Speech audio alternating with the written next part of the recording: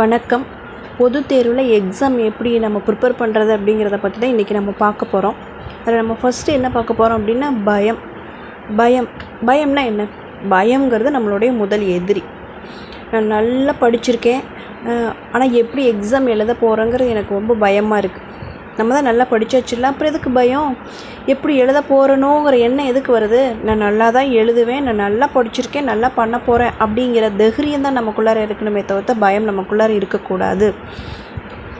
அம்மா அப்பா என்னை ரொம்ப என் மேலே ரொம்ப நம்பிக்கை வச்சுருக்காங்க, ஸ்கூலில் டீச்சர்ஸ் எல்லாம் ரொம்ப நம்பிக்கை வச்சுருக்காங்க, நான் நல்லா படிச்சிருக்கேன், ஆனால் இருந்தாலும் எனக்கு அவங்க நம்பிக்கையை வீணடிச்சிருவணும்னு பயமாக இருக்குது.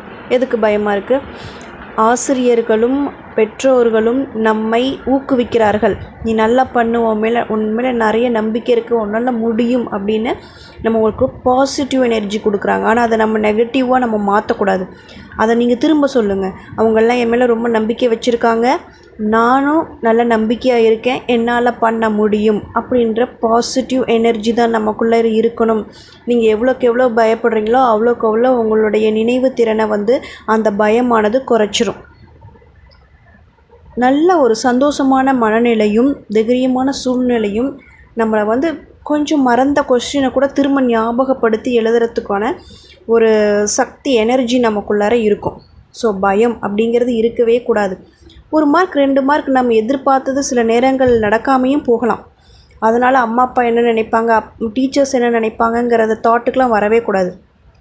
நம்ம படித்தோம், நல்லா கஷ்டப்பட்டோம், நமக்கு ஒரு ரிசல்ட் கிடச்சிது, பரவாயில்ல, இதை விட அதிகமான நெக்ஸ்ட் டைம் எடுக்கணும், நம்ம இன்னும் முயற்சி செய்யணும் அப்படிங்கிறப்போ என்ன தான் நமக்குள்ளார வரணுமோ பயமோ நம்மளை கோழையாக்கிக்கிட்டு தவறான முடிவுக்கெலாம் போகிறது ரொம்ப தப்பு.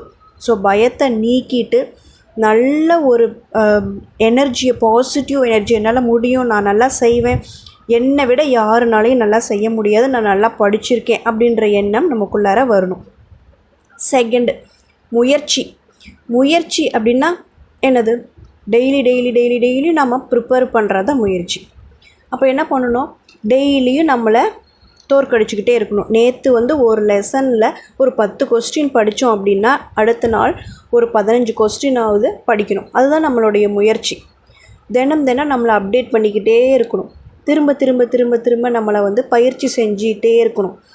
இன்றைக்கி எடுத்த மார்க், இன்றைக்கி ஒரு டெஸ்ட்டு வைக்கிறாங்க, ஒரு ரிவிஷன் டெஸ்ட்டு கொடுக்குறாங்க அப்படின்னா அதில் ஒரு 50 மார்க் எடுத்திருக்கோம் அப்படின்னா அடுத்து நாளைக்கு எழுதக்கூடிய மார்க்கில் 60, 70, 80, 90 இப்படி நம்மளுடைய இது எப்படி இருக்குன்னா, நேற்றைய நாளை விட இன்றைய நாள் நம்மளை தோற்கடிக்கிற நாளாக இருக்கணும். ஓகேவா? முயற்சிங்கிறது அதுதான். முயற்சிங்கிறது ஒரு படி மேல் நோக்கி போயிட்டுருக்கணும், கீழ் நோக்கி வருவதல்ல முயற்சி. தினம் ப்ரிப்பேர் பண்ணணும், நல்ல முயற்சி செஞ்சுக்கிட்டே இருக்கணும். திரும்ப முயற்சி செய்யணும். ஒரு கொஸ்டினை ஒரு பாடத்தை படிக்கிறோம் அப்படின்னா எல்லா கொஸ்டினும் படிக்கணும். அந்த ஈச் அண்ட் எவ்வரி லைன், ஒவ்வொரு லைனையும் நம்ம திரும்ப படிக்கணும். அப்போ தான் நம்ம படித்தது எல்லாமே நம்மளுடைய நினைவில் இருக்கும். ஒரு நாள் படிச்சுட்டா அதை விட்டுறக்கூடாது, மறுபடியும் திரும்ப அடுத்த நாளும் படிக்கணும். என்னென்ன கொஸ்டின் இருக்குது அப்படிங்கிறத நம்மளே தனியாக ப்ரிப்பேர் பண்ணி எடுத்து ஒரு சின்னதாக நோட்ஸ் மாதிரி கூட எடுக்கலாம். ஒவ்வொரு லெசனுக்கும் ஒரு நோட்ஸ் மாதிரி எடுத்து ப்ரிப்பேர் பண்ணி வச்சு அது ஓரியன்டான கொஸ்டினை எடுத்து படிக்கும்போது நம்மளுடைய முயற்சி ஈஸியாக சக்ஸஸ் ஆயிரும். 3வது சோம்பேறித்தனம் அப்படிங்கிற ஒரு விஷயத்தை நம்மகிட்டேருந்து ஃபுல்லாக எடுத்து ரிமூவ் பண்ணிடணும். நாளைக்கு பண்ணிக்கலாம் அப்படின்னு எப்போ நம்ம சொல்ல ஆரம்பிக்கிறோமோ அப்போவே நம்ம அப்படியே கீழே தான் போயிட்டுருக்கோம் அப்படின்னு நம்மளுடைய நிலை மேல் நோக்கி போகவே இல்லை, கீழே தான் போயிட்டுருக்கு அப்படிங்கிறத நம்ம தெரிஞ்சுக்கலாம். இன்றைக்கி ஒரு லெசன் படிக்கணும் அப்படின்னு நம்ம முடிவு பண்ணிட்டோம்மா, என்ன ஆனாலும் சரி, யார் தொந்தரவு செஞ்சாலும் சரி, என்ன ஃபங்க்ஷனுக்கு போனாலும் சரி, இன்றைக்கி இந்த லெசனை நான் கண்டிப்பாக முடிச்சே ஆகணும், கண்டிப்பாக நான் படிச்சிருவேன் அப்படின்னு நினச்சி நம்ம படிக்கணும். ஏன்னா நம்மளால் ஒரு லெசன் ஒரு நாளைக்கு படிக்க முடியல அப்படின்னா நாளைக்கு இந்த புத்தகம் ஃபுல்லாக எப்படி படிக்க முடியாது. சோம்பேறித்தனம் நம்மளை படிக்க விடாது. இப்போ சோம்பேறித்தனங்கிறத ஒன்றை தூக்கி எறிஞ்சிட்டு சுறுசுறுப்பாக என்றைக்கு நம்மளுடைய வேலையை செய்ய ஆரம்பிக்கிறோமோ அப்போ தான் வெற்றி நமக்கு கிடைக்கும். வெற்றியை நோக்கி பயணிக்கிற ஒவ்வொருமே சோம்பேறித்தனம்ங்கிற ஒரு விஷயத்தை நம்மளேருந்து ரிமூவ் பண்ணிடணும், டோட்டலாக ரிமூவ் பண்ணணும். சோம்பேறித்தனமே இருக்கக்கூடாது. நமக்கு இருக்கக்கூடிய ஒவ்வொரு நேரமும் கோல்டன் டைம். இது அது இந்த பீரியடில் நீங்கள் ஒரு பொதுத் தேர்வு அணுக போகிறீங்க அப்படின்னா ஒவ்வொரு நிமிஷத்தையும் நம்ம படிப்புக்காக தான் செலவு பண்ணுறோம். நமக்கு வேறு வேலை இல்லை. நமக்கு என்ன பண்ண போகிறோம், நம்ம ஒரு ஸ்டூடெண்ட் அவ்வளோதான். இப்போ நம்மளுடைய வேலை என்னென்னா நம்ம படிக்கணும். இந்த படிப்பில் நம்ம எப்படி முன்னுக்கு வர போகிறோம், நம்ம எப்படி நம்மளை நிலைநிறுத்த போகிறோம் அப்படின்னா நம்மகிட்ட இருக்கிற சோம்பேறித்தனத்தை நிறுத்தி நம்ம நல்ல ஒரு வெற்றி அடையிறதுக்கு முயற்சி செய்யணும். 4வது வெற்றி அடையணும்னா நம்ம என்ன பண்ணணும், முதல்ல பயத்தை போக்கணும். பயத்தை போக்கிட்டோம், அடுத்தது முயற்சி செய்ய ஆரம்பிச்சிட்டோம், நம்மகிட்ட இருக்கிற சோம்பேறித்தனத்தை ஒழிச்சிட்டோம். இப்போ அடுத்தது நம்ம என்ன பண்ண போகிறோம், வெற்றி அடைய போகிறோம். வெற்றி அடையிறதுக்கு நம்ம என்ன பண்ணணும்னா டெய்லி நம்மளே அப்டேட் பண்ணிக்கணும். நல்லா பண்ணுறோம் அப்படின்னு நம்மளே என்கரேஜ் பண்ணணும். முதல்ல நம்ம கண்ணாடி பார்த்துக்கோங்க, கண்ணாடி பார்த்து சொல்லுங்கள், சூப்பராக பண்ணியிருக்கேன், நேற்றை விட எனக்கு நல்லா படிக்கிறதுக்கு எனக்கு ரொம்ப பிடிச்சிருக்கு, ரொம்ப சந்தோஷமாக நான் படிக்கிறேன், என்னால் நல்ல மார்க் வாங்க முடியும் அப்படின்னு முதல்ல நீங்கள் உங்களுக்குள்ளார ஒரு நல்ல எனர்ஜியை நீங்களே கொடுத்துக்கோங்க. எனர்ஜி லெவல் என்றைக்குமே குறையவே கூடாது. அதில் நீங்கள் ஒரு பெரிய குறிக்கோள் அதுதான். நம்மளோட எனர்ஜி லெவலை என்றைக்குமே நம்ம குறைச்சிக்கவே கூடாது. நான் நல்லா பண்ணுவேன், வெற்றி அடைவேன்னு சொல்லிக்கிட்டே இருங்க. திரும்ப உங்கள் வாயிலேருந்து அந்த வார்த்தை தான் வந்துக்கிட்டே இருக்கணும். எக்காரணத்தை கொண்டு நான் தோல்வி அடைஞ்சிருவனோ, நான் குறைஞ்சிருவனோ அப்படின்ற எண்ணமே நமக்குள்ளார வரவே கூடாது. சிலர் பிள்ளைங்களாம் சொல்லுவாங்க, நான் படிச்சுட்டு போன எந்த கொஸ்டினுமே வரல, அவள் படிச்சுட்டு போன என்னோடய ஃப்ரெண்டு படிச்சுட்டு போன எல்லா கொஸ்டினும் வந்திருக்கு, கடவுள் அவளுக்கு தான் லக்கு நிறையா கொடுக்குறாங்க, எனக்கு கொடுக்கவே இல்லை. 10 கொஸ்டின் இருந்தால் 10 கொஸ்டின் நீ படிச்சுட்டு போ, எப்படி நீ படித்த கொஸ்டின் வராமல் போகும்?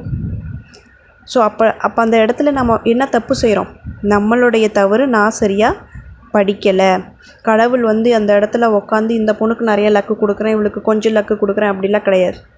10 கொஸ்டினும் நீ படிச்சின்னா கண்டிப்பாக நீ படித்த கொஸ்டின் வரும். 10ல் 4 கொஸ்டின் படிச்சின்னா கண்டிப்பாக நீ படித்த கொஸ்டின் வராது. அதை முதல்ல தெரிஞ்சுக்கோங்க. லக்கு இல்லைங்கிறத பற்றி நமக்கு அவசியமே கிடையாது. வெற்றி அடையணும் அப்படின்னா நீ எல்லாத்தையுமே படிக்கணும். எதெல்லாம் முக்கியமோ, எந்த கொஸ்டின்லாம் வேணுமோ அதை எல்லாமே படிக்கணும். மிஸ் குறித்து கொடுத்த கொஸ்டின் மட்டும் படிக்கணும் அப்படின்னா நீ ஜஸ்ட் பாஸ் ஆனால் போதும். அந்த மாதிரி பிள்ளைங்க தான் அந்த மாதிரியே எடுத்து நம்மளால் முடிஞ்ச கொஸ்டின்ஸ் மட்டும் படித்து ஓரளவு ரெடி பண்ணிக்குவாங்க. நீ நல்ல மார்க் எடுக்கணும், ஸ்கூல் ஃபர்ஸ்ட் எடுக்கணும், ஸ்டேட் ஃபர்ஸ்ட் எடுக்கணும் அப்படின்னா புக்கு ஃபுல்லாக தரவாக படிக்கணும். எந்த கொஸ்டின் எப்படி வந்தாலும், எந்த சூழ்நிலையாக இருந்தாலும் நீ வெற்றி அடையணும் அப்படின்னா நீ முழுமையாக உன்னை தயார்படுத்திக்கணும். தேர்வு நடக்கும் நடக்காது அதை பற்றி கவலை கிடையாது. சப்போஸ் நடந்தாலும் நான் தான் அந்த இடத்துல வெற்றியாளனாக இருக்கணும், நடக்கலைனாலும் நான் தான் வெற்றியாளனாக இருக்கணும். நான் படிப்பேன், எனக்கு வேறு எந்த சிந்தனையும் இல்லை. படிக்கலாமா வேண்டாமா, எக்ஸாம் நடக்குமா நடக்காது அதை யோசிச்சுக்கிட்டே இருந்தீங்கன்னாவே எக்ஸாம் வந்துடும். கண்டிப்பாக தேர்வு நடக்கும் நடக்காது அதை பற்றி நமக்கு கவலை வேணாம். நான் என்னுடைய புத்தகத்தை நான் முழுமையாக படிக்கிறேன், தேர்வுக்கு தயாராகிட்டேன். இனிமேட்டு நான் எக்ஸாம் இன்றைக்கி வச்சாங்களா நான் எழுதுறதுக்கு ரெடி அப்படிங்கிற நிலையில் நான் ரெடியாக நின்னம்மா நமக்கு கண்டிப்பாக வெற்றி கிடைக்கும். மாணவர் அனைவரும் முயற்சி செய்யுங்கள், வெற்றி பெறுங்கள். நன்றி, வணக்கம்.